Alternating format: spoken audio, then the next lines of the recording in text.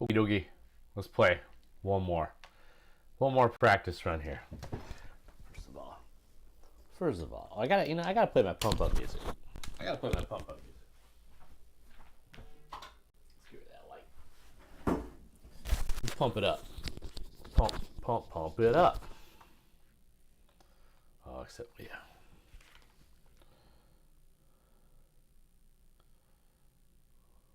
One more practice run here.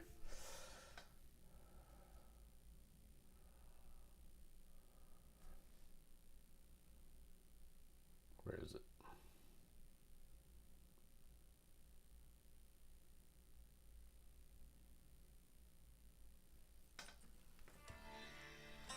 This is how we get going here. Little JD hit hard, man.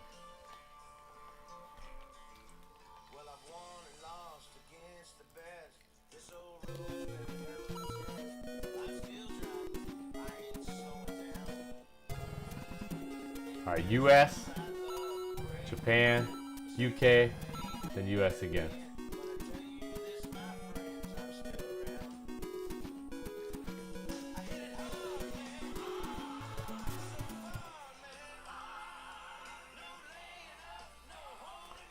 No holding back. Let's do this.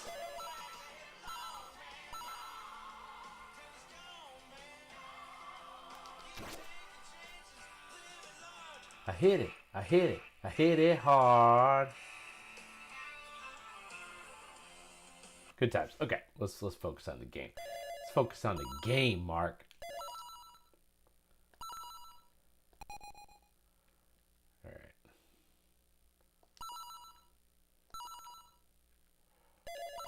Let's do it like this. God, why is my computer being a bitch? Oh, that's gonna play. That's gonna play just fine. That'll be just fine.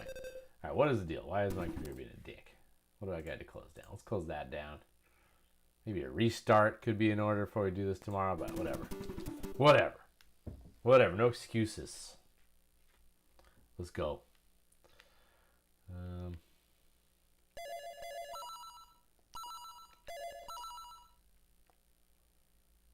Let's just hit it hard. There we go. There we go. Wind is a problem. Let's listen to a podcast or something. Sitting here in dead silence like an idiot. KOC. Let's do KOC. Today in the show, we're revealing my NBA awards ballot with Tom Haverstrom. Wind looks like it's directly in my face, but it never really plays that way. I think you got to play it a little bit right to left or left to right. Take a minute to tell you all how you can be using TurboTax to file your taxes this tax season. They're done for you tax Wind is severe. Make filing taxes easier than ever. What? See, what is the deal? My computer is glitching. File and get your taxes done for you, so you can have more time. It's got to be precise. That you love doing, like listening to whatever. Interviews, discussions. I might make this. This might be a dead straight putt. I have no idea. But it's not. Make sure you file by April 15th with our friends at TurboTax.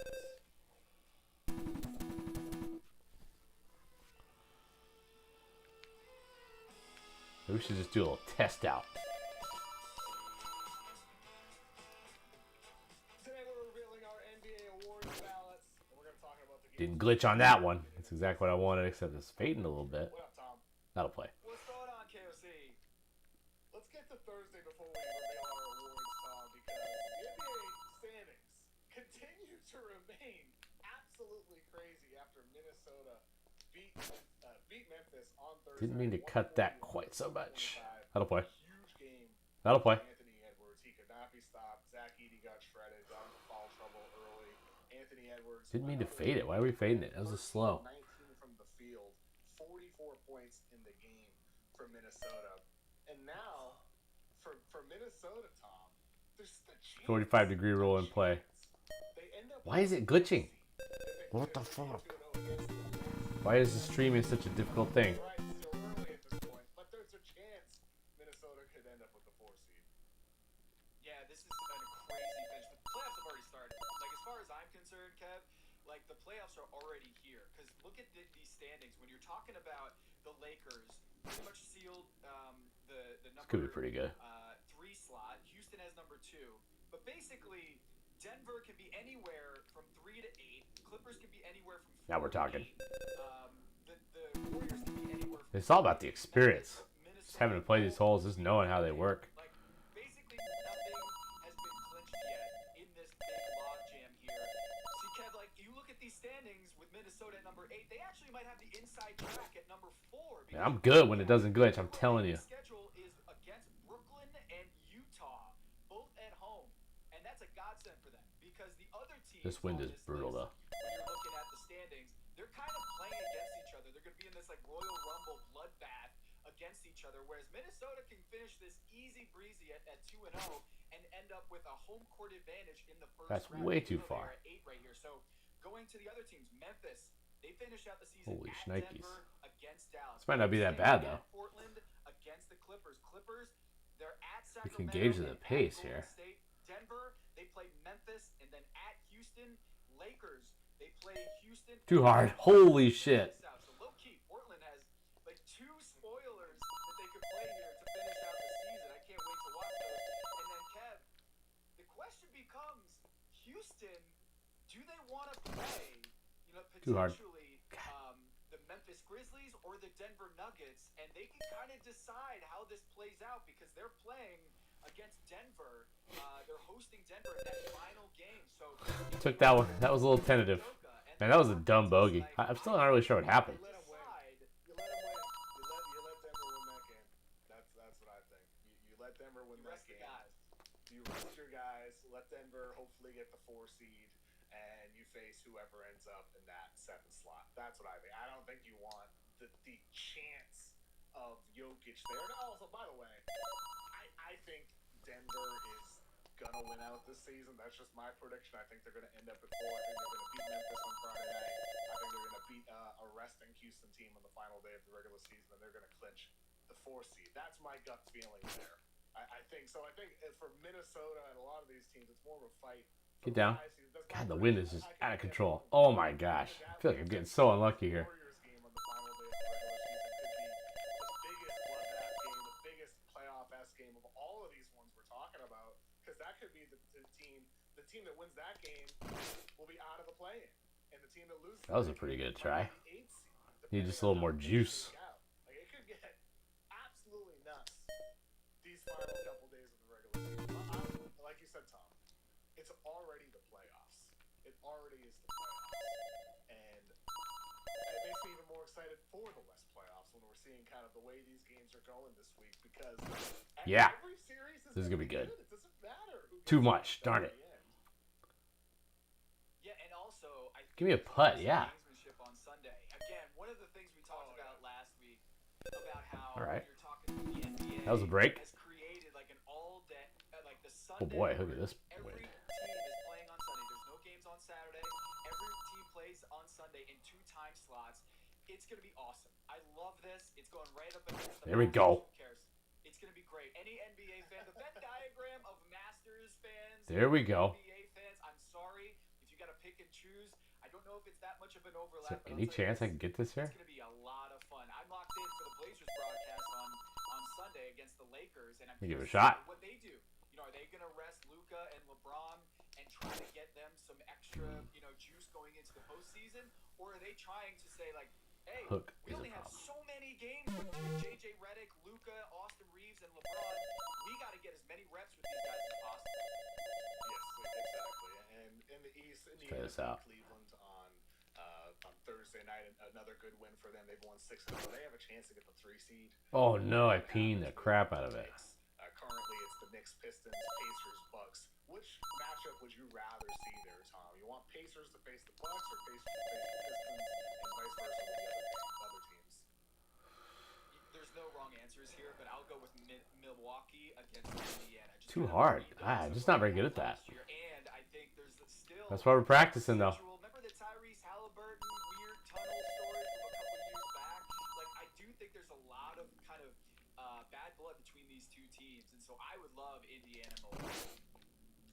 I'd be heavily in favor of that as well. And one other thing I want to talk about from this week, Tom, Bad play. Jokic. They fire Michael Malone. They fire Calvin Booth, which we talked about earlier in the week on the podcast. And then they beat the Kings. And Jokic doesn't have nearly as many touches as he does normally in that game. The ball is, being distributed even more than it already is. And then after the game, Jokic, microphone on his face, he says, "People say that we were vulnerable, but the beast is always the most dangerous when they're vulnerable. Maybe he woke up the beast." Do you think there's any chance that actually happened? Man, I was kind of wondering if Jokic was standing behind the Cronkies here, because Josh Kroenke making the call to fire both Mike Malone and say, Calvin Booth, pack your bags. And I was curious to see what kind of Jokic we'd see in this game. And you're right. The touches were way down. He was averaging about 105, 106 touches per game for the season. And in that game against Sacramento, it was only 88. It was like 88 touches. So he was down like 20 touches in the game. His time of possession was down about 33%. And so part of me feels like that was very intentional. And maybe you read into it and say Jokic wanted less of scoring responsibility, less having to do everything offensively, having the energy to defend at a high level at the nail, basically Boom. pick and rolls, being able to collapse and Did I get have that back aimed on over there, really? rotations and defend the A little rim. close to that tree. That's okay, the though. thing about Jokic's season, why in my book, teaser alert, I have Shea winning MVP because defensively, Jokic has had a tough year, especially at the rim, where he's just red carpet, matador at the rim, because he just doesn't have the energy to be a rim protector. And so I'm reading this quote, and I'm like, I'm wondering if Jokic is standing behind the decision to clean house. And based on this quote, it's very clear that he has a little bit more optimistic outlook on the season going forward. And this is a change 3-3-3. that needed to happen. Because I kind of feel like, Kev, if he was against firing Michael Malone and Calvin Booth, I don't think he would have this vulnerable beast line. But he's kind of cribbing the quote from Josh Kroenke to make it seem like, wait a minute, Let's try a high. I'm See if not that saying takes something Jokic off it. was behind the whole firing, but it seems like he is supporting the decision. Didn't hit it and full. They might have woken up the beast. I think But this one is not a 45-degree sitch. I don't think. But we're going to... I don't know. This one's a weird one. And that's true. Look at that. That one breaks opposite. Haha, this was a total glitch. Okay, yeah, that's fine. That maybe Kroenke doesn't do. Then coming down, it acts. That one breaks opposite. I don't think there was necessarily a lot of pushback, and that's because Jokic has won a championship, and he's seen what it's like when the team is clicking on all cylinders. He's seen what it's like when chemistry is good, and he's seen that dissolve. As I said on the podcast earlier, I still don't really have that one aimed how I think it is. That's really good though.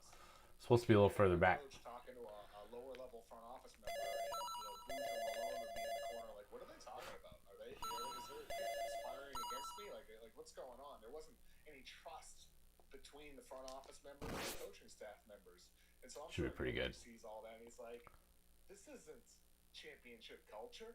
And remember the quote he had about a month ago, or maybe a month and a half ago? They had their little winning streak, and then it was a tough game, and he's like, well, maybe we're not as good as we thought we were.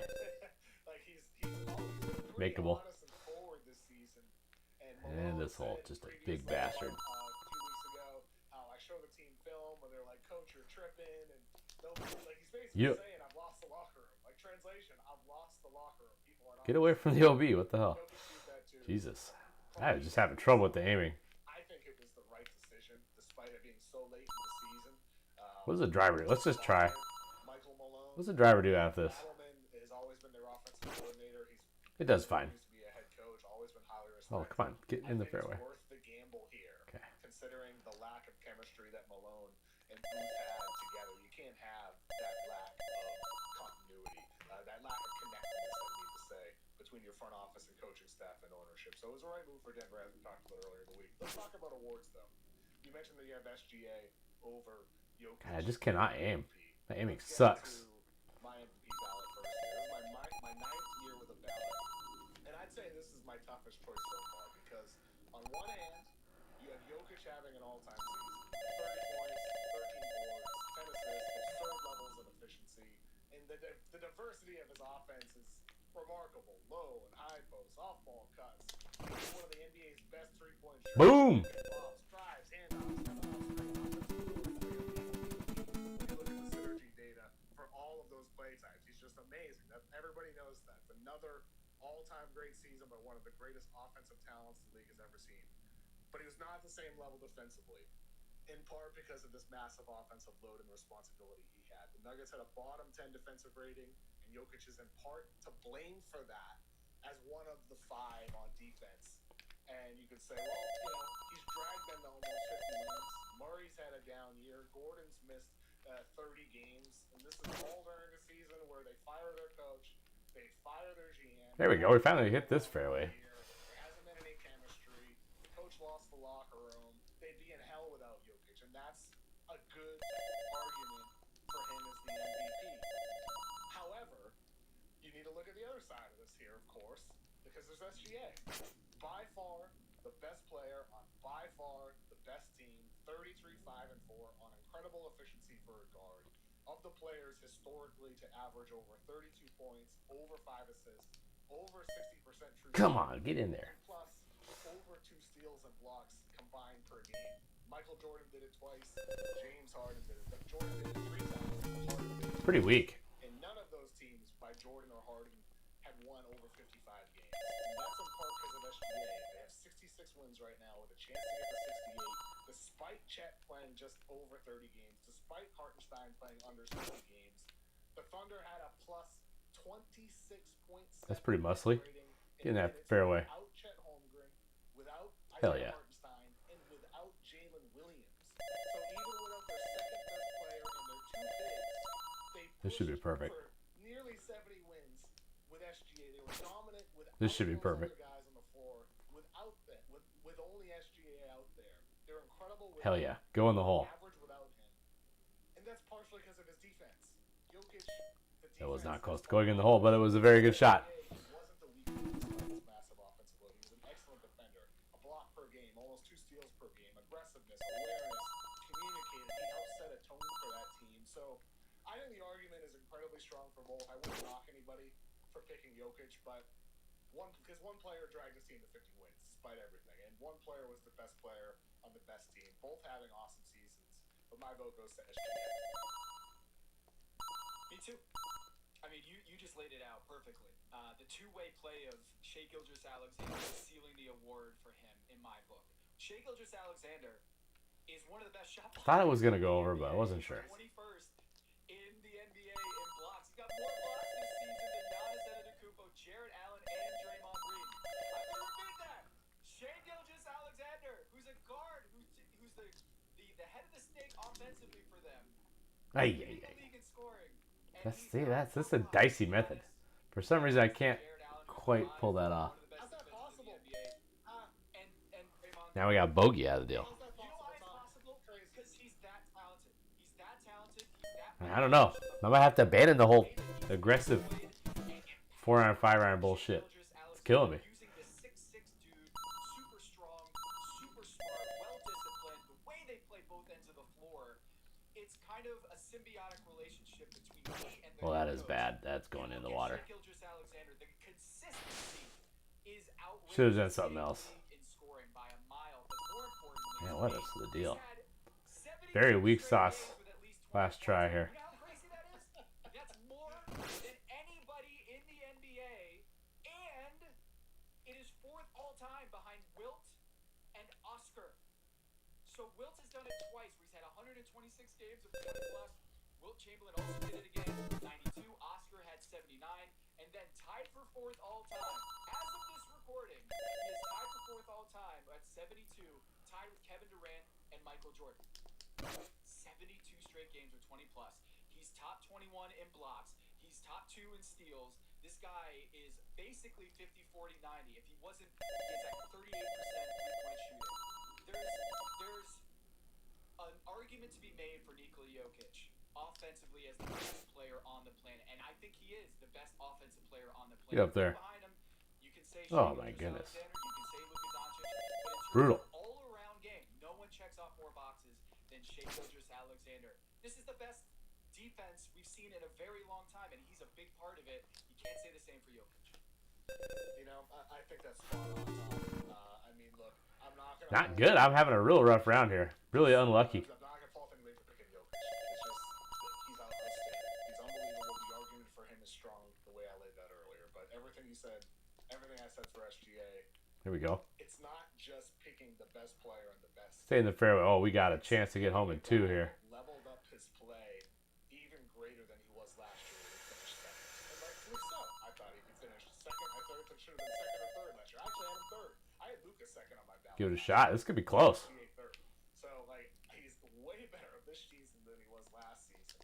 Oh. Behind them on the ballot, I have SGA and Jokic. Let's bring my ballot up on the Darn screen it. again. We have Actually, Giannis and I Tatum. barely would have cleared the water if I hit it dead straight, so. I don't think that's necessarily anything people are going to be arguing over. That feels like pretty self-explanatory. The fifth spot, I have LeBron James, and he's my first team all in. Well, that's pretty good. On my All right, easy birdie. ballot as well. So LeBron at 5. Man, rough stuff. -4 is not going to cut it. I'm going for -11 here. I don't think it's a stretch to say that he belongs here on the That's what I think I need. There's some good players out here, it turns out. Really good. Yeah, fair enough. It was disappointing.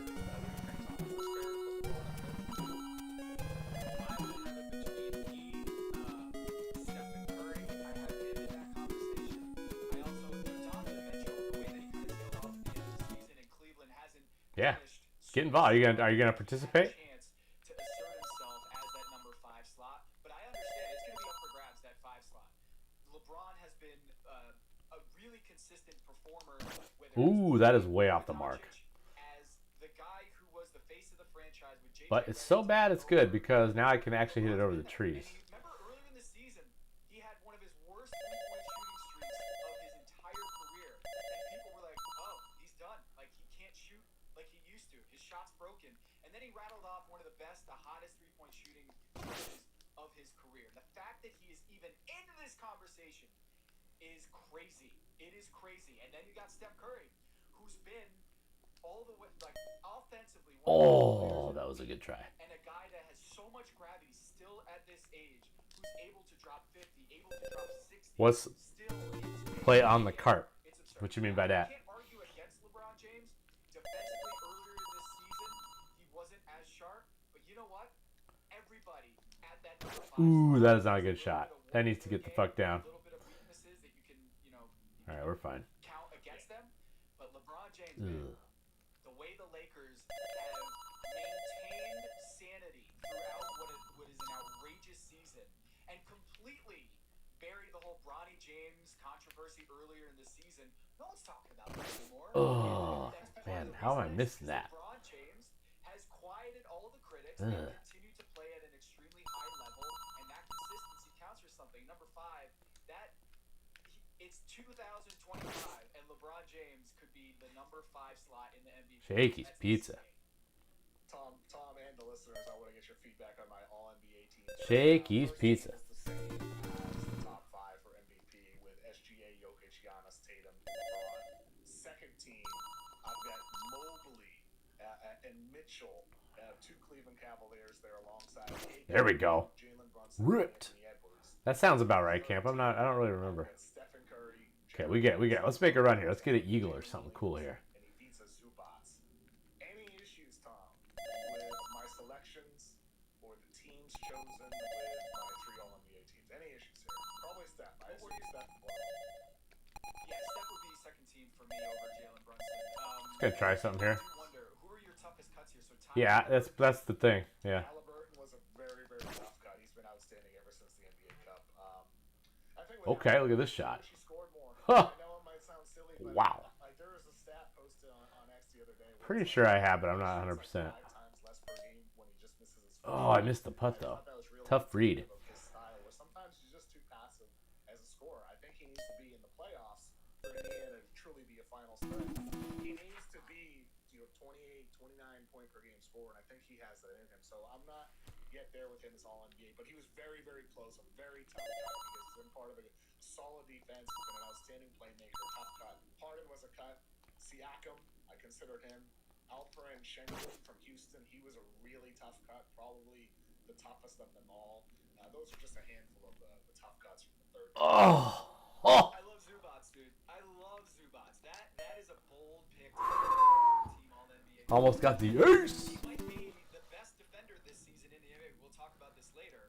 But the way that he's improved his game, he could win most improved player. I wouldn't knock him. Almost got the ace. Player of the year, because now that Victor Wembanyama's out, it kind of opens up to an entirely new race. Yeah, way left. Very competitive. Not bad though. Zubats, Not gonna kill me.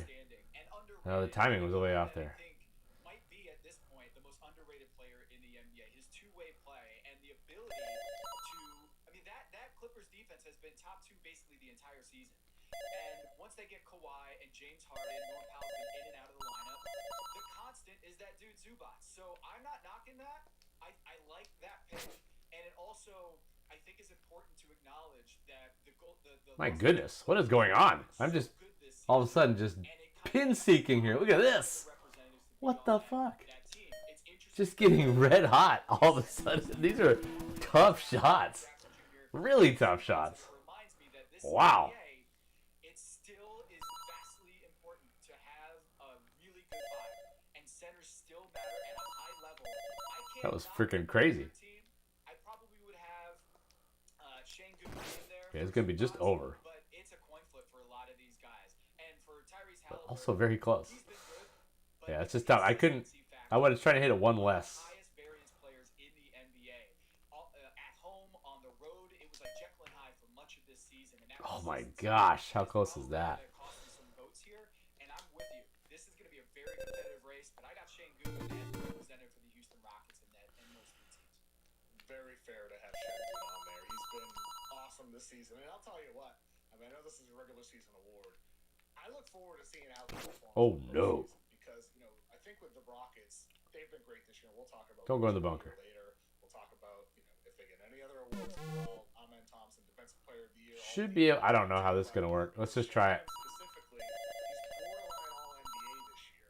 He might end up actually getting it once we see the ballots revealed later in the playoffs. Okay, that comes out pretty decent. Specifically, everybody talks All right. about Jalen Green as the key to the main area of improvement for the Rockets.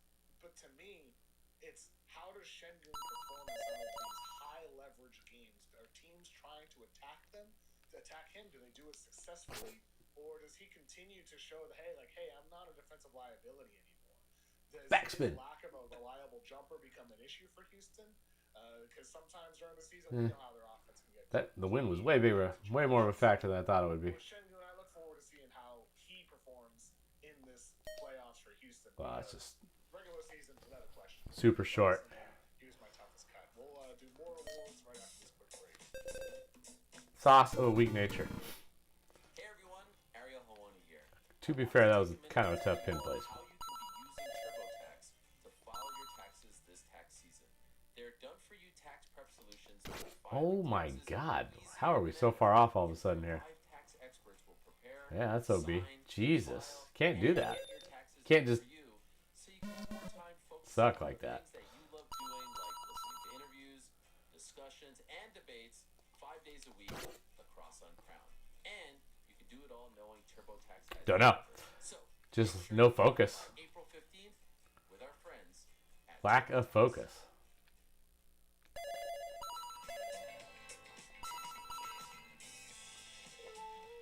All right, Tom.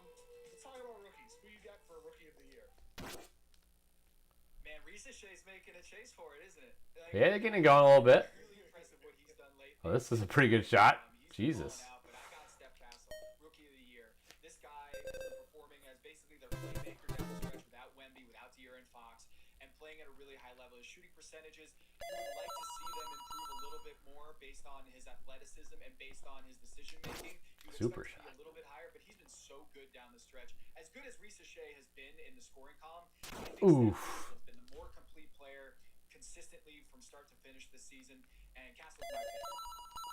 I'm right there with you. It's close between Castle and Reese Shea because Reese Shea, awesome closer but over the full year, 12.7 points per game. He's made 35.5% Oh. of his threes.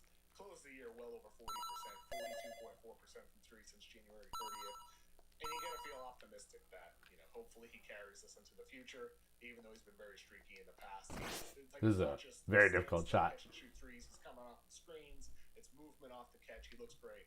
Castle, not as efficient as a scorer, but the difference is less significant than you think. Nice putt for your boy. 7% true shooting. Castle 52.1%. Gotta crank it way up. The gap, even though he wasn't as efficient from three-point range, because his ability to create chances at the rim.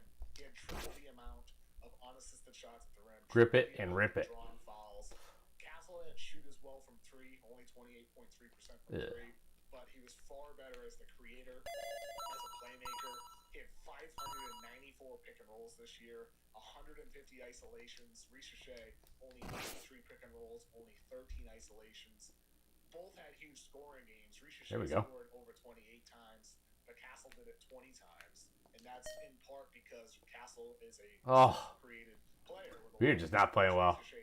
Not that that's easy putt, but I make those 90% of the time. He is a great mover without the ball. He's very smart. He's a good connective passer. Right now, he looks like an elite shooter. But Castle, he had 34 games with at least 5 assists. Ricochet had 0.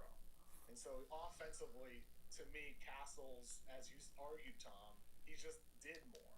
And then defensively, I think both rookies were really good as rookie defenders. But if you look at against the Bucks, it's Ricochet defending Kuzma, Castle's defending Moody. Against the Warriors, Ricochet defends Moody, Castle defends Steph. Against the Grizzlies, Ricochet defends Wells, Castle defends John Moran. And that's true for every team. B-Ball Index has this matchup difficulty stat that kind of accounts for, it's in the name, matchup difficulty. How tough is the matchup for the defensive player? It's in the name. And it uses data to pull from like the amount of not on fire. And puts them into percentiles.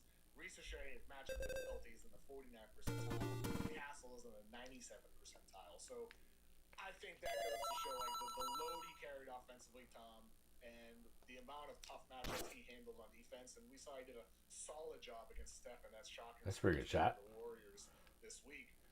Castle, man, my rookie of the year as well. I'm with him. Yeah, I think Castle wins it. I think Ricochet gets a little bit of a bump for his late season play, and when you look at Jalen Wells and the fact that he was oftentimes the best wing defender for the Memphis Grizzlies and a guy that was such a rock for them with all of the controversy, with the changes mid-season, he was awesome, and it's really unfortunate that he had that really scary injury there on that play against Charlotte, and that was one of those. This is a potential debacle here. You're heartbroken because no player. Sometimes that hits the thing. Simpson had a really heartfelt apology. I don't think it was a dirty play. It's just something. Oh my God! How are we missing everything? Necessarily Simpson just being reckless there, but Jalen Wells. Okay. I think, this sucks. I'm resetting. I'm resetting the whole tournament. Forget it. We're starting over. The mojo sucks. We're just going to pretend. We're getting into Buddy Dowd mode. We're going to go through the whole tournament one more time and then call it a night.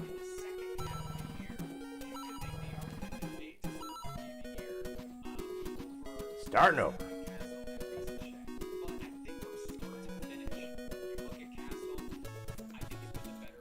Terrible. First of all, why is that door shut?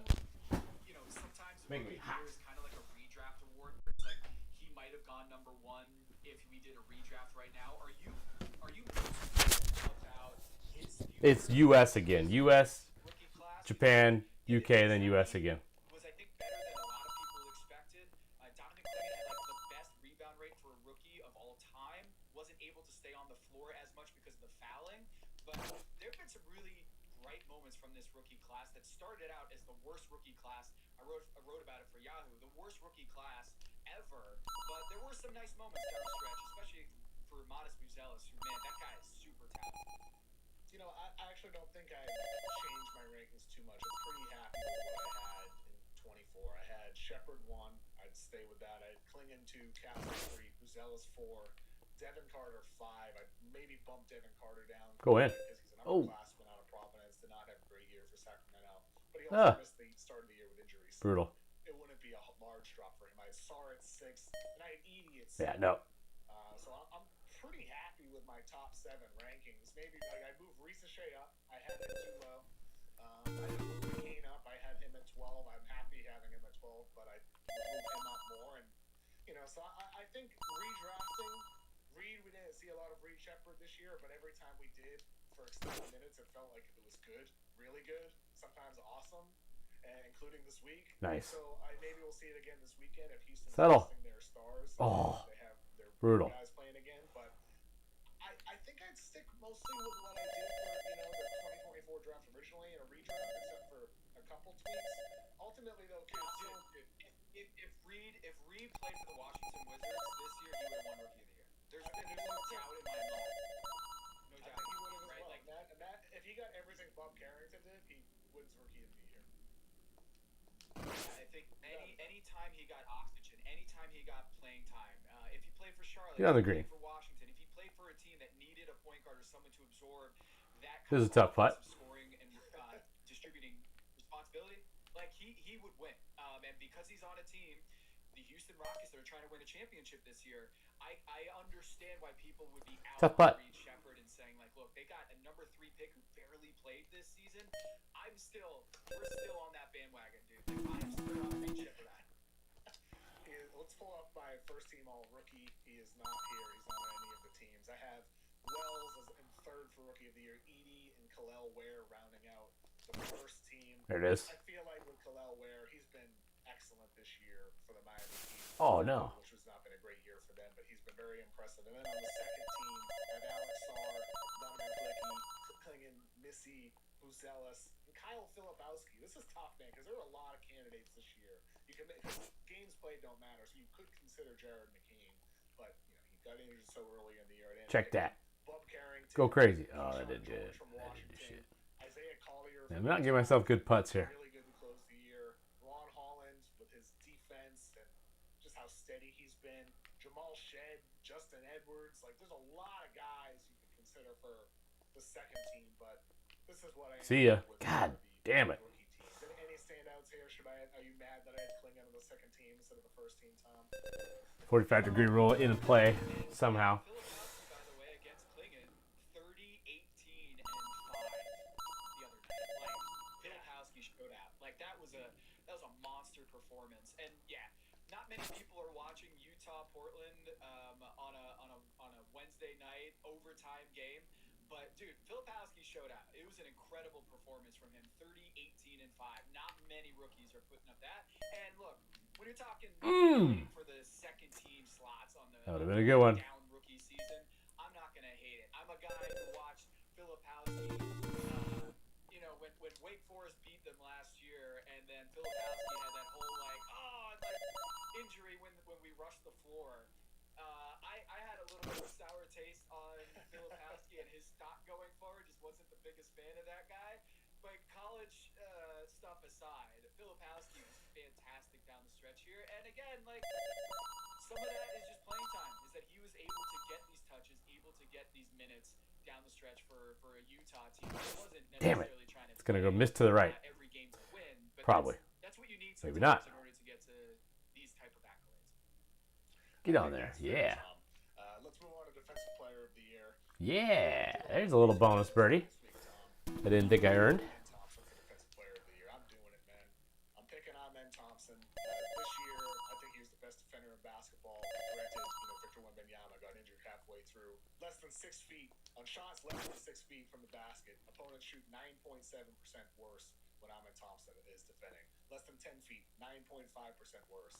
Tree factor is They shoot 5.5% worse. there. The dude is near the top of the league in block jumpers, altered shots. We've seen what he can do at blocking SGA, contesting Stephen Curry every foot around on the half court.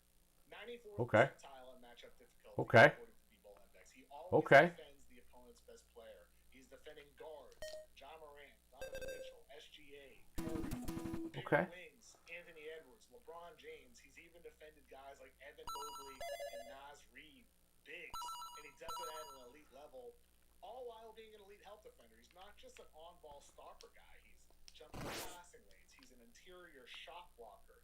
He has amazing hands where, like, in transition, sometimes a guy will be rumbling down the court, and he swipes the ball, knocks it out of bounds, or just rips it out of there. Not 45-degree rule somehow. As well. He's a great help defender. And I think if you just, like, isolate Amen in particular games, if you watch that Warriors-Rockets game, Amen was the more impactful defender to Draymond Green. You watch the OKC game, Amen was more impactful than Dort. And I with Evan Mobley, I have him second on my ballot. They might be able to make a run at this one. That's a good drive. But I never watch him and feel that he is the NBA's best and most impactful defender. He's great. He's versatile. He's been part of a top 10 defense. But oh no, that is so bad. Is in part why he doesn't win this for me. I think I instinctively went major hook mode just to maybe give it a chance. For what it's worth. What do you think? Yeah, dude. Amen Thompson's my pick too. I didn't think you were gonna go there. I have Amen Thompson. Yep. I think I had last week. I mentioned that he was my favorite on this program. I said he's my favorite. He checks off 4 boxes. Draymond, Evan Mobley, and this is a guy who's the only player in the NBA top 20 in both blocks and steals. The versatility you talked about, where he's a point of attack, shut down Steph Curry the other night, and he's been doing that all season. Is that when you got a John Morant or a Shai Gilgeous-Alexander, Jalen Brunson, whomever it is, that's bad. He's the guy that they're going to throw at him to completely throw off all their first actions, and that is a thing that you can't say for Evan Mobley or Draymond Green. Draymond Green's greatest attribute in this conversation is that he has a podcast. I'm telling you, he went from 0% chance to 0.8% on Polymarket. 0.8% chance of winning Defensive Player of the Year until he had that comment where he's like, I deserve it, 1,000% have a case for Defensive Player of the Year. And then he became the favorite. Yes, he had a great game against Giannis and the Milwaukee Bucks, and that helped kind of drive that Get in the hole. But the greatest thing that Draymond Green has going for him this year is that he is vocal and he has his podcast and he started that campaign by himself. And I'm sorry, when you look at the defensive rating of Amen Thompson, it's 107 when he's on the floor. Look at the other defenders on Houston. You could say Dylan Brooks and Tari Eason, but I'm telling you, the Houston Rockets that's not what I want. have a top 4 defensive rating. That's not going to kill me at all. And Fred VanVleet. Wow, that worked out awesome. On the floor for most of them. Who picked Houston as being a top 4 defensive rating team this season? Who picked him? No one did. You know why? Because they didn't see how good Amen Thompson would be as a 22-year-old in his second year in the league, dominating defensively and turning Stephen Curry into just another guy out there. He's been top 20 in both steals and blocks, only player to do that. His on-court defensive rating, 107, meaning the Houston Rockets are holding opponents to 107 points over 100 possessions when he's on the not getting the dopest win here. I might. That's better than Mobley's, and that's better than Jaren Jackson Jr.'s. And I would argue that those other 3 candidates, Jaren Jackson Jr., Draymond, and Mobley, have better defenders around them that can pump up that score, pump down in the case of a defensive rating, where lower is better. Amen Thompson, best defensive player this year, and I would go Evan Mobley at number 2, Tamani Kamara at number 3, and Dyson Daniels right behind him. I think Tamani Kamara, second in the NBA defensive, stops being a rim protector in ways that Dyson Daniels isn't. I would argue that he's been more impactful, and if you look at the defensive rating of the Portland Trailblazers over the last half of the season, he has been outstanding. We had him on the Big Number podcast. I don't know if you saw that interview, but Dan Devine and I had Tamani Kamara on the pod, and it was awesome. It was great to hear him talk about his game and how he prepares as a defender. That's fine. He's the only guy in the NBA who has defended both SGA for more than 50 possessions and Nikola Jokic for more than 50 possessions. So the versatility and the ability to not just steal the ball and disrupt your first action, but also to be the back line of defense, blocking shots. You watch that Paolo Banchero play and all the charges that he's taken.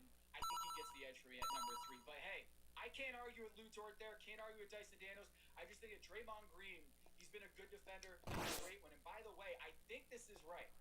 I don't even think he's eligible right now. Draymond Green still has another game that he has to play in order to be eligible for Defensive Player of the Year, which throws me off. I'm like, dude, if he turns his ankle in the first minute of the game on Friday night, all these sports books that have him as a favorite, they're gonna look very Nice birdie. good because he's not even eligible right now. Yeah, he currently has 66 games played. However, he has 3 games under 20 minutes. Might stay in the Actually, fairway. Yes, he is eligible. He's eligible. Okay, so he has 63 games of over 20 minutes played, and he has 2 games between 15 and 20 minutes. So he has reached the threshold. He's reached. So if you have 15 to 20, you can have one. I thought it was just you Get can some. Two. I So take that back, Draymond. He is Sorry, officially I'm not as eligible. good at podcasting as you are. He's like, shut your big eye, shut your third eye, Tom. There we go. Put away your It numbers. is confusing because then there's like you can do like an injury like exception, file for like an injury exception if you fall short. There's weird things, but the point is also I'm in Thompson. I'm in favor of the rule. I'm in favor of the rule, Tom, for what it's worth. But like, there's all these little weird qualities. He'll go in the bunker. It makes it too complicated. Can we just have it easy? 65 games. Like, what is all this stuff about? Like 15 to 20 minutes, this and that. Like, just make it 65 games. Period. And that's it. That's all. Well, Ty Jerome being eligible for 6th Man of the Year, but not for Most Improved Player, it just doesn't make any sense to me. No, I got a good yardage here. I'll just throw this out there. Another reason why I got Ahmed Thompson is because he's played 280 with Draymond Green, and that counts for something, right, Kev? It does. Yep, it does, for sure. And that played into my decision with first team All-NBA. Got a good yardage. Ahmed Thompson, Helpful towards the cause. I also have Jalen Williams, and I have Tyson Davis on the first team. So going to the second team, I do have your guy, Tom. I've got Tumani Kamara on my second team, all defense alongside Draymond Green, Jaren Jackson Jr., Ivica Zubac, and OG Anunoby. But Tumani Kamara, the Blazers sent this Tumani Kamara, Defensive Player of the Year. Like, a lot of the teams send stuff, and Tumani Kamara, they sent this. I'm going to give one away to a Blazers fan. Within here, for this Defensive Player of the Year, goodie right there. While you do that, I will explain. There's a box, and the reason why it's a box is because Tumani Kamara, that's his gesture when he puts, when he stops a guy defensively. Nice. He puts his hand gesture. He does a little box out there because he's putting the other scorer in a box. He's a guy that when you look at his defensive stops, he's combined steals, blocks recovered, his offensive fouls drawn. He's Might be pretty good. behind Dyson Daniels, but you have to put in Oh. a number 033 in order Just to a open brutal up hole. that box. And what do you got in there? Show the You people make what you got. waffles. You make waffles. You can make a Tumani Kamara waffle. So if you're a Blazers fan who wants to make Tumani Kamara edition box waffles, just respond to the post for this podcast on X. Just say 033 in response. I'll randomly select the winner before the Tough hole. before ballots close. I think that'll Need a better strat for that hole. I'll select a winner at random to receive Tumani Kamara, Defensive Player of the Year, NBA award voting recruitment. Trying to sway me. They didn't sway me for second team though. I already had him second team because he's been awesome, Tom, as you outlined earlier. Kamara's been absolutely unfreaking believable this year for the Blazers, and I feel like, and doesn't it feel like him overall as a player? This could be short. Kamara, we already Maybe. know what he is defensively, but offensively, like there's another level Okay. for him that he can reach Okay. over time with just how versatile he is and the number of different things he can do. Nice. I think this guy's got a chance to be like a really like top 40, top 50 player in the NBA once he's at his peak. So yeah, I'm excited about Kamara. I want to talk a little bit about Draymond being on second team because I think some people are going to want him to win. And I would say Draymond has been defensive player of the year caliber starting February 8th. The last 29 games of the season, he's been unbelievable. Opponents are shooting 10.3% worse on 2-pointers when Draymond is nearby since February 8th. But prior to that, they were only 5% worse, which is still good, but it's not defensive player of the year level. It was barely even all defensive level in the middle of the season when the Warriors traded for Jimmy Butler and decided, hey, let's start trying. Steph got better then, Draymond got better then, but ultimately this is a full season award. It is not a lifetime achievement award either. It's just not. And so Draymond, he deserves second team I don't have him in the top 3 for defensive player of the year because it's not a full season award. And, if he had played the way he did in the first half of the year, That's pretty acceptable. I'm getting a little tired. So -8 feels like a pretty decent score. or Gobert or Caruso, Let's keep playing. for third OKC guy, like Dylan Brooks or third, like a lot of these guys would be in consideration for Draymond. Oop. Nope.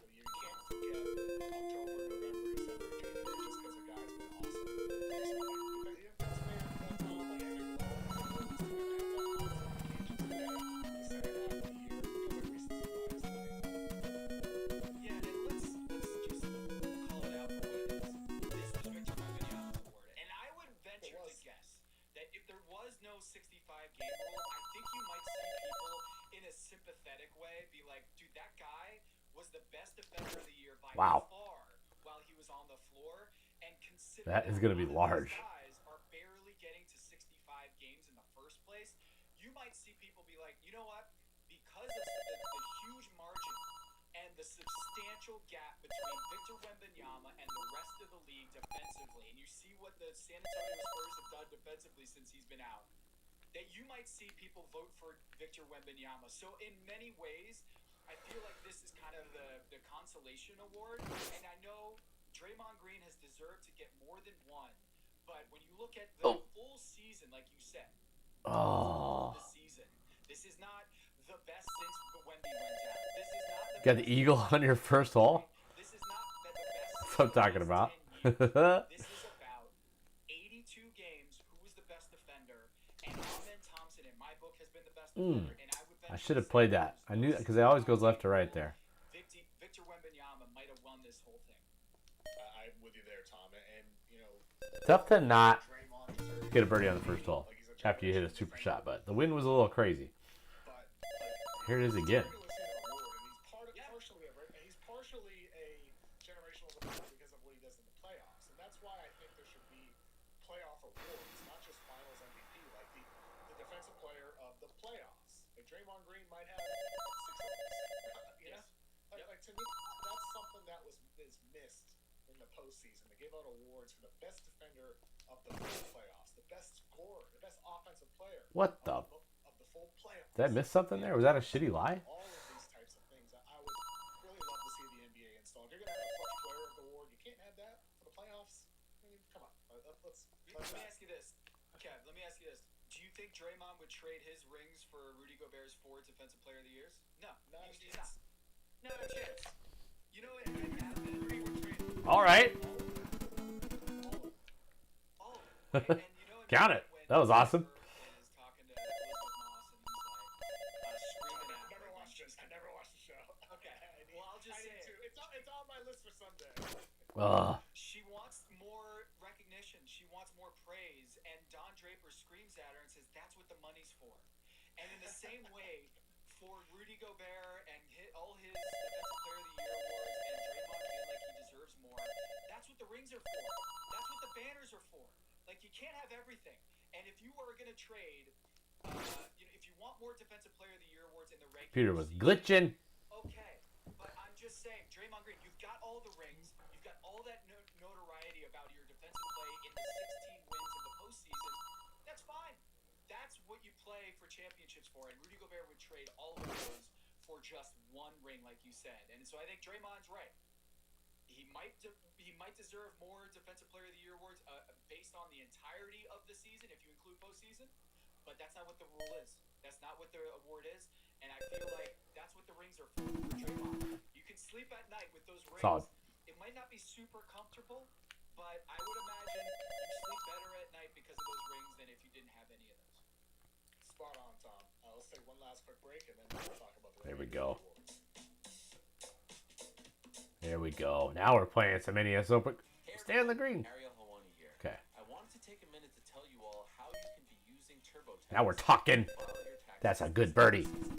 Their done-for-you tax prep solutions Into the make wind. filing taxes easier than ever because their live tax experts will prepare, sign, file, and get your taxes done for you, so you can have more time focusing on the things that you love doing, like listening to interviews, discussions, Get past that and tree. debates Okay. 5 days a week across Uncrown. And you can do it all knowing TurboTax has you covered. So make sure you file by April 15th with our friends at TurboTax.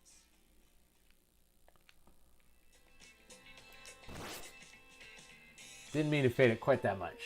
Go win. Sixth man of the year. I got number Tough putt here. on my ballot here. Ty Jerome from Cleveland. Number 2, Malik Beasley, and then Peyton Pritchard. Oh, we're not even Sixth close. man of the year for the Boston That is a Celtics. shitty Pritchard putt. been outstanding this year. I mean, I think Beasley is deserving.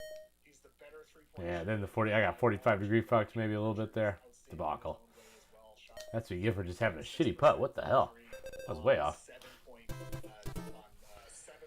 attempts per game. Beasley took a couple more per game. 9.3 per game, 41.2%. But Pritchard did way more as a playmaker, a better rebounder, better defender, better creator, self-created more of those shot opportunities, energizer off Nope. the Celtics bench, almost 30 points per game. Close between them. Beasley very deserving, but I gave Pritchard the nod here for this award. I think the more that you start, the less Settle. I'm going to consider you for the sixth man of the year. Malik Beasley had 18 starts to pump up a little bit of his stats and kind of more of a starter than Peyton Pritchard, who only started 2 games this season. I'm dabbling with the take that if you start any games, you're ineligible for the sixth man of the year. It is kind of games. It is kind of weird that we're giving an award for the best player who's not good enough to start games for you. It is kind of weird. It is strange that we have this award in the first place, and I get it.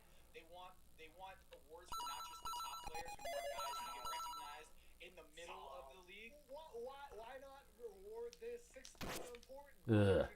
Kevin McHale. There's been some great sixth men in NBA history. Hall of Wish Fame. that sucked a little bit less. Sometimes you don't have to be a middling player. You can be a great player who comes off the bench. I think the award comes from a good place for that reason. It does. So 0 starts. 0 starts. That's Zero starts. That's my take. That you cannot starting. I know there's a limit to how many games you can start, but for It's Malik half. Beasley, That's what it is, which is a lot. Half is a lot. Get in there. it's a lot, dude. Oh. And Peyton Pritchard, he's my pick too. Ty Jerome, Malik Beasley in the conversation as well. DeAndre Hunter also deserves recognition. And I think part of the reason why they pulled him from the starting lineup this year was maybe to kind of Hunter wanted the sixth man of the year award, and maybe they felt like we want to make sure that he is eligible. But Nice. that is Peyton Pritchard's award. Open and shut case, and he for the majority of the season didn't start any games, and then of course he starts against the Portland Trail Blazers. I think I need a little more yardage, actually. 40 piece next to Derek White. So he didn't quite make the Haberstroh rule of 0 games started for sixth man. But if we're gonna give a sixth man of the year award, you have to be sixth man for the entire year. So, okay, let's talk about this a minute. I'm very curious what the listeners think of this take because I think there's something there. Currently, the NBA rule is you have to come off the bench for over half of your games. To me, that threshold is too high. Beasley, I think, is much more than the line should be. He started 18 of 80 games. So Oh, boy. that is 22.5% of his games played as a starter. If you set the threshold at 25% or 20%, to me, Don't that go OB. is That would be sad. a bit more realistic. Oh my God. Slices it in half. You want 0 games? You want 0% started? Mhm. NBA says less than 50. So how about 20 or 25? Why don't we do a best part-time starter award? Because that's what Malik Beasley would be.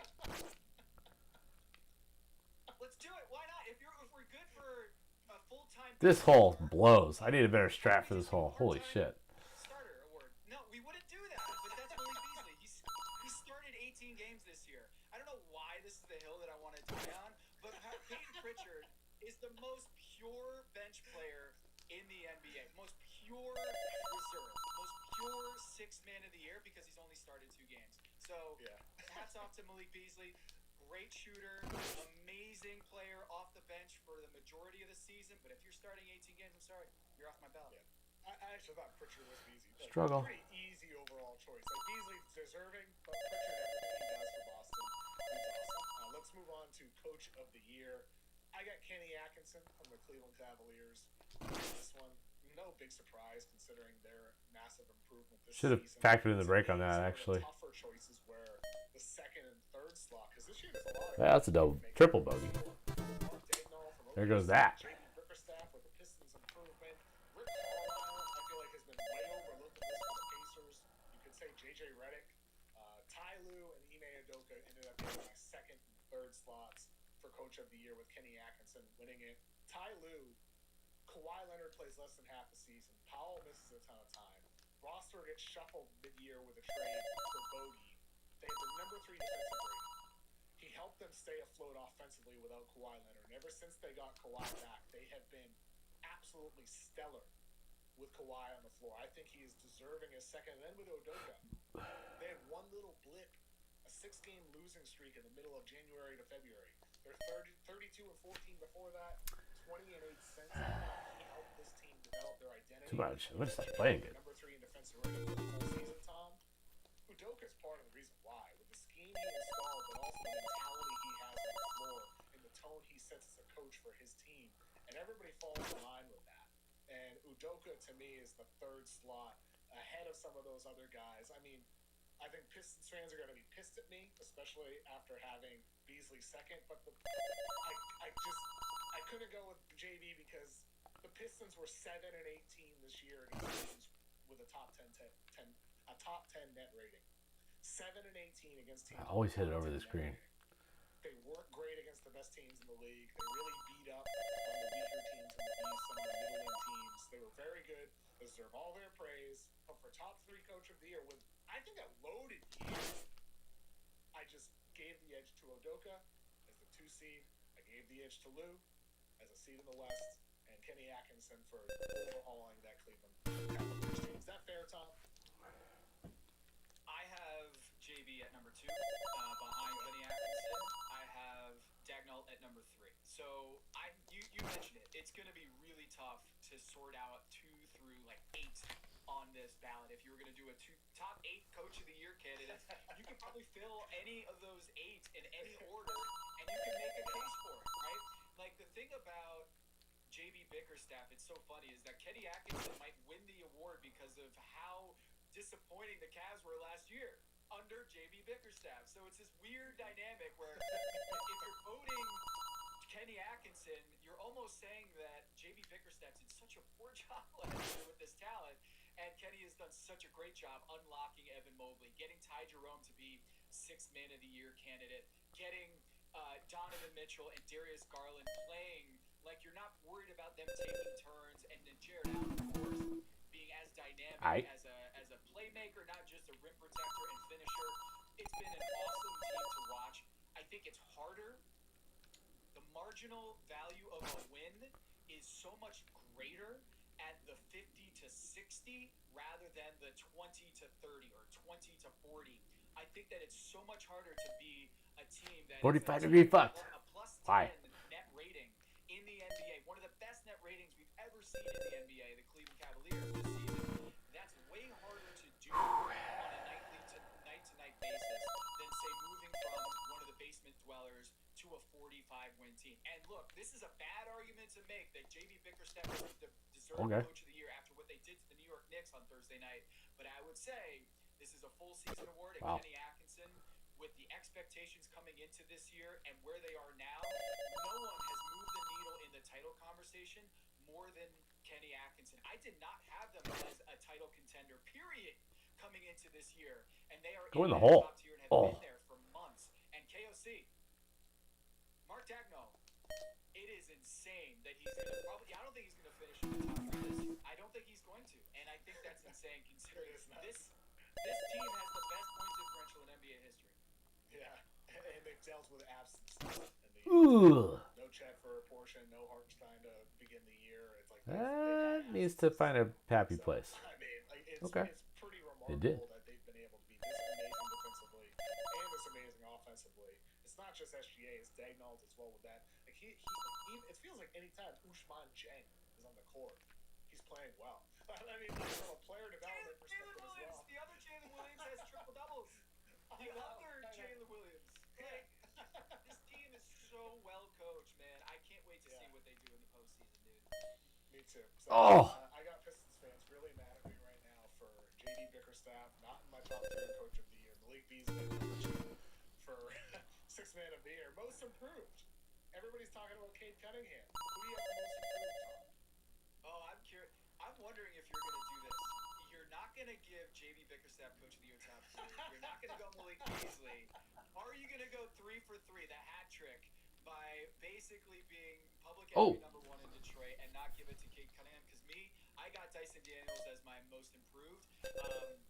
Never get a break on that hole. You said it earlier. I think it's just a glitchy hole. For most improved, when he was basically out of the league last year, injured and also not playing, deserving of being like a rotation player, and then being arguably a top 4 player on a Cavs team that's winning about as high as we could have expected for the Cleveland Cavaliers, hitting the 100th percentile in expectation this year.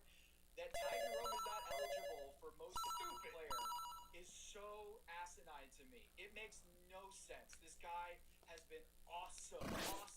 But if he does not qualify and meet the criteria because of the weird convoluted way that we do the end of the year awards, I'll give it to Dyson Daniels, who, again, like the improvement from not really a rotation guy to being possibly the defensive player of the year is a huge change. And I want to give Dyson Daniels the credit here, so he's my pick for improve if it's not going to Ty Jerome.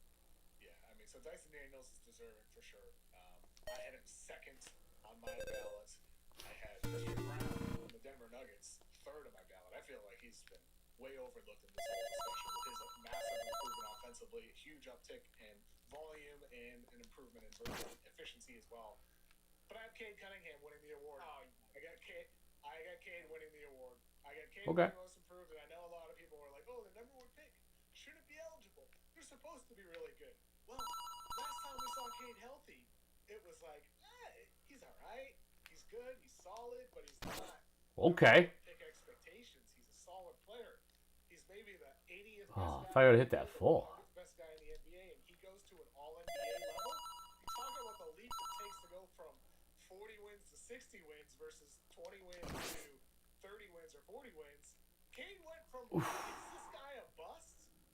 Or to, oh, wait a minute, he's an All-NBA talent. To me, I don't care where the guy was drafted. All right, let's do one more round at least. We saw them to what they are today. Cade Cunningham, Find some kind of magic here. That was a decent finish. Find some kind of magic here. he took a massive leap. It's hard to make. Disappointed for me. Not terrible overall.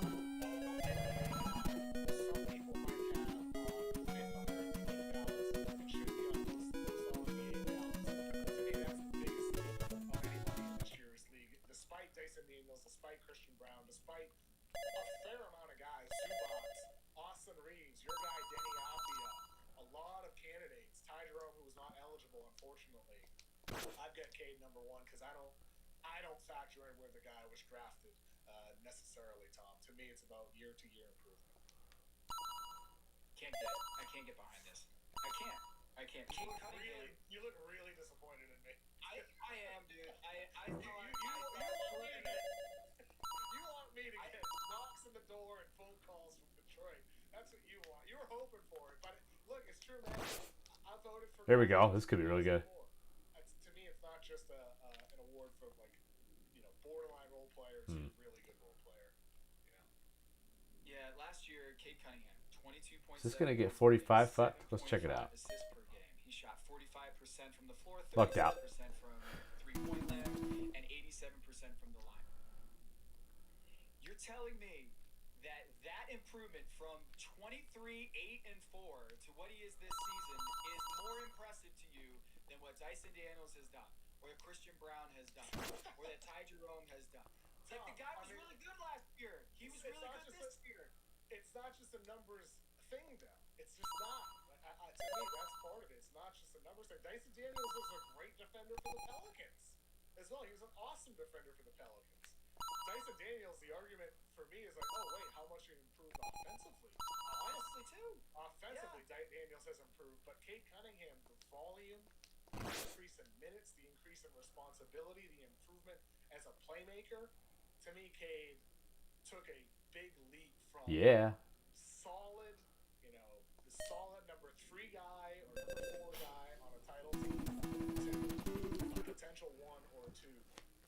championship team. More likely a number 2 than a number 1 Kev, all right, then say it here. The reason why you have Cade Cunningham as most There we improved go. player of the year in 2025 is because you thought he was a massive bust last year. Yeah, I thought he looked like a bust. I thought he looked like an okay, solid player, but maybe somebody the Pistons should consider trading. I worried about what he was for that team. I worried that defensively he was too inconsistent. I worried that his efficiency as a perimeter scorer was never going to reach the level that it needed to. But for Wow, Cade this is looking year, pretty good. that he answered a lot of my concerns, and he still has more ways to improve as well over the course of time. That's what's, I think, promising for the Pistons, that Cade has more improvable areas as he continues to develop. But this improvement from year 3, Guess I got 45 fucked a little bit. most improved pick. Now, it's different perspectives. Most improved is always gets into these types of debates. It's always like this. Remember when John Morant won? And I think that year I might have voted Desmond Bain, if I remember correctly. I may be misremembering.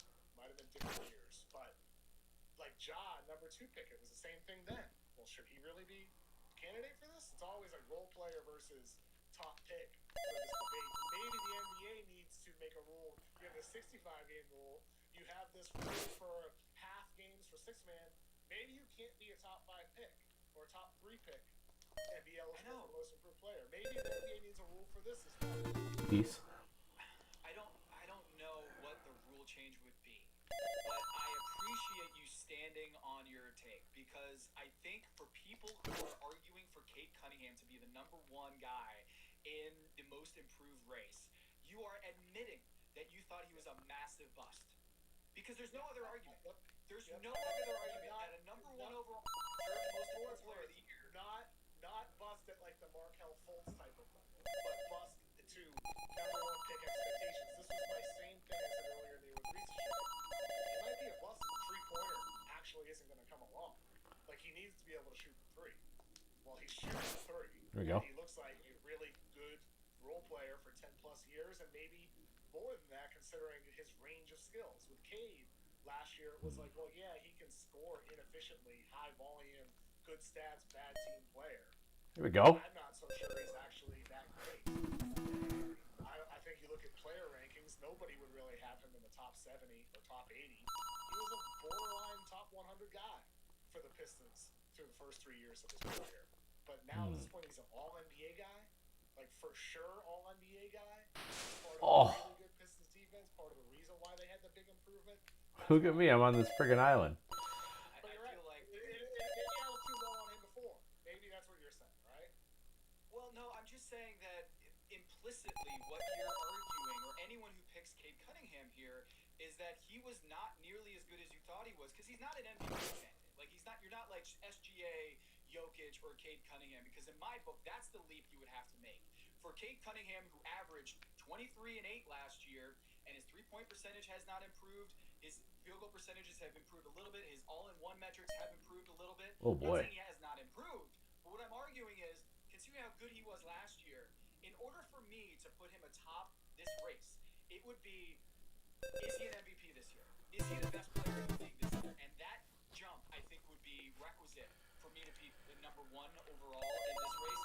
But to me, Dyson Daniels' two-way play, the fact that he is leading the league by far in the steals column, is to me the most improved player if we're not doing Ty Jerome. Now, I don't think there should be an ideological rule change where it's like guys can't win it in their second year, or guys can't win it in their third year, or guys can't win it if they're the number 1 overall pick. I do think that voters will incorporate all of that already. Too hard. In the same way, I don't think we need a 65-game rule, because I think voters already implicitly are measuring players against how many games played. And you see it in the numbers. The star players this year are not playing as much as they did last year. But there is some evidence that the 65-game rule is working, because 2 seasons ago, before the rule was implemented, the star player participation was lower than it was over the last 2 years. And I would say it's worked on that level, that you saw teams shut down a lot of these guys in the second half of the year. And especially the play-in tournament has done a lot to improve player participation. But I would still say that I can't get behind Cade Cunningham because what you're saying is, and you've already stood on it, is that he was a disappointment up until this year and a #1 pick who's averaging 23 points a game already. To get this award, to me, the bar has to be higher. Very fair. And I think you're going to have a lot of people making that argument. And I look forward to seeing who actually ends up winning this. Because there's a lot of people who are going to share your perspective. Eh. There's a lot of people At least who it's in are the gonna fairway. say his Didn't improvements crush it though. as a volume shooter off the catch. That in fact he began extending his range to 3 off the dribble. He improved at the rim. He improved as a defender. There will be people who say, well, he took enough of a leap to All-NBA. There will be that argument. There will be people who say #1 picks should not be considered, period, end of the story. But to me, I think, JB rightfully deserves a ton of the credit for the Pistons' improvement this year. Malik Beasley deserves a lot of the credit for the Pistons' improvement. Tobias Harris and these veteran additions, Beasley, all this, right? They changed it. Yeah. Okay. Got it. Wow. Dunk you very much. All right. That was a good one. Top 6 seed in the Eastern Conference. He's #1 on the list, in my opinion. I think Trajan Langdon in the front office deserves some credit too. Malik Beasley and Tobias Harris have been awesome in spreading the floor and surrounding him with shooters. And Jalen Duren This could be pretty good. and starting at the 5, like they were playing at the 5 and not having double big lineups a lot this season, which is what Monty Williams did, where it was like they were playing 90s basketball, like caveman basketball with 2 like throwback centers. Oh my God, I almost did it twice. Times next to Cade Cunningham didn't work, and what JB Bickerstaff in the front office did, Holy shit. space the floor with Malik Beasley and Tobias Harris. I think Let's opened go. up the floodgates Got a round going now. for Cunningham, and I think he's been improved, but I think the system has improved just as much as Cade Cunningham, and to me, the improvement is more about the coaching and the personnel than it is about Cade Cunningham, and that might make me an enemy in Detroit. But I'm saying everybody deserves credit here. Both of us. Yeah.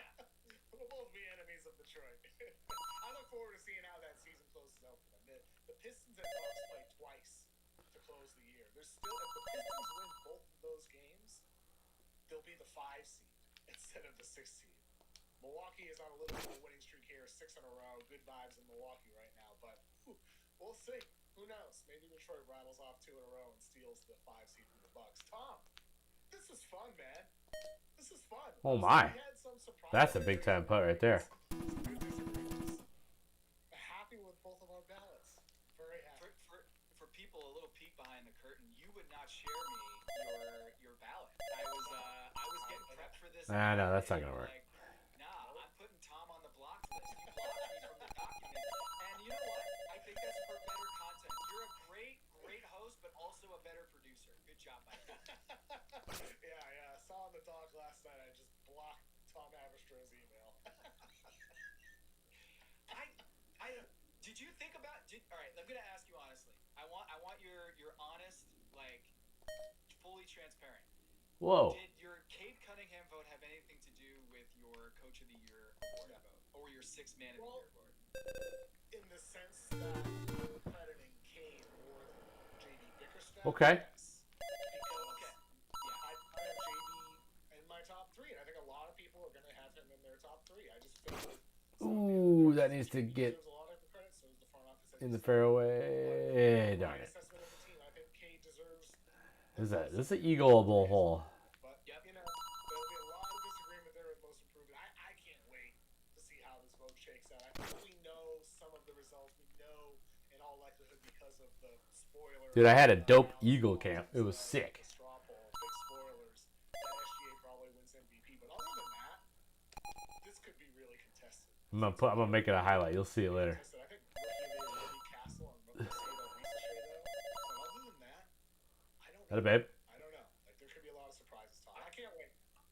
I submitted yesterday for Yahoo. I submitted what I think will happen in the ballot, so I Look at think this. I'm going to remember this correctly. That bounce kind of high. Okay, look at this. Is Shea's Look at this. MVP. Look at this. Prediction is that Draymond Yeah, you saw the dunk. Defensive Player of the Year. My prediction is going to be He was sick. that 6th Man of the Year goes to Pritchard. Coach of the Year goes That was pretty to dope. Atkinson. 6th Man, most improved is going to go to Dyson Daniels.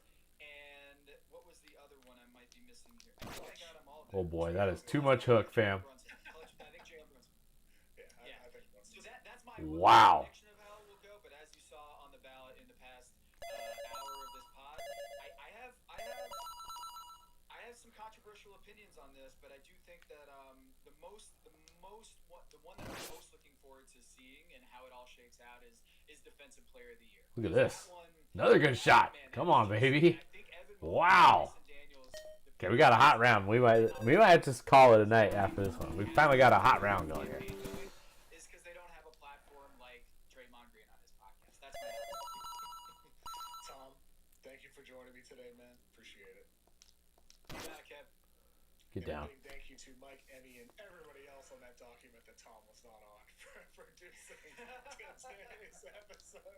Thank you all very much. Thank you for listening as well. We'll be back again next week. We have 3 shows. We're doing a Monday show, Wednesday show, and a Friday show because it's play-in week. It's playoff preview week. So Missed it to the right. It's not gonna kill me though. Oh, it's gonna work out really nicely. Keep tabs on Yahoo's YouTube page. Oh, if I hadn't missed it to the right though. Have a good weekend. Yes. Finally got the dope round. Doing it, baby.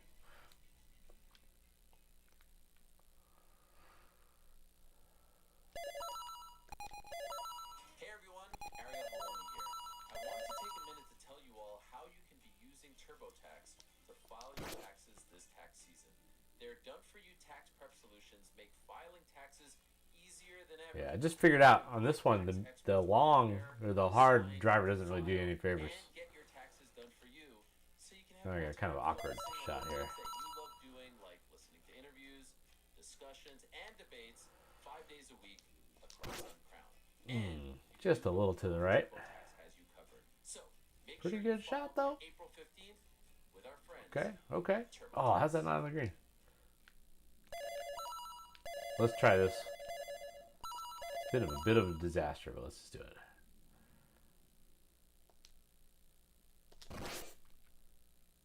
Oh my god. Oh my god, almost.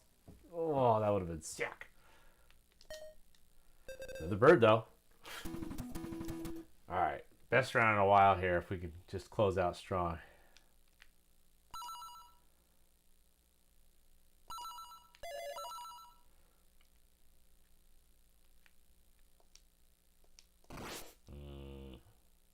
Probably gonna be a little short.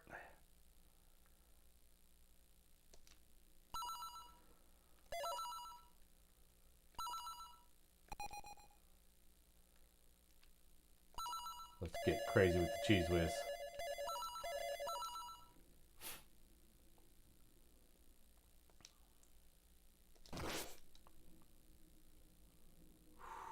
We're getting a little bit better at that.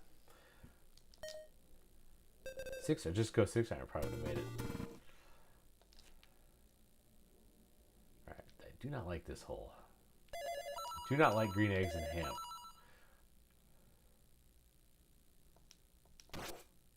That's a good drive.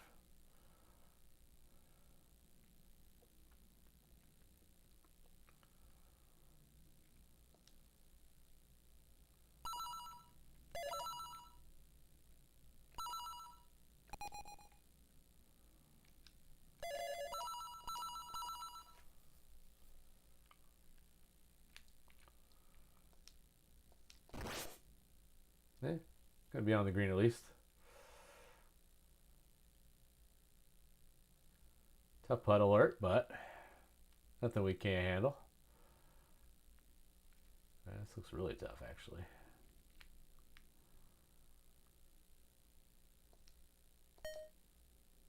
Dude, that's what I'm talking about. That's some big time NES Open golf. We gotta just end it right there. Even though I wanted to simulate the tournament, gotta keep the good vibes as we go to slumber so we can dominate. That's what I'm talking about. That's what I'm talking about. That was a terrific round. All right.